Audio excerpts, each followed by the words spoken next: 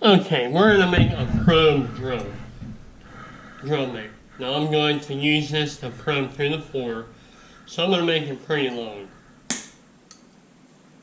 And this, angle cut that on an angle, and that'll be our drill bit.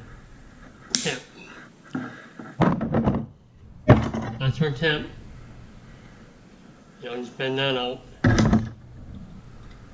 You can make these any size that you need.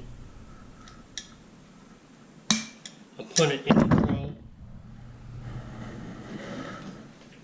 This one will do as good as any.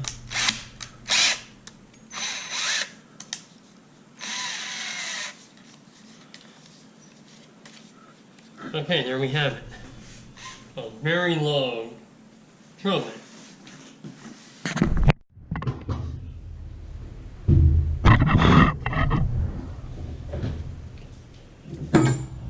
Well, I couldn't come down because this is a very hard concrete ceiling, so I'm gonna have to go up from the bottom. I pre-drilled a hole in there. Now I'll just come up through.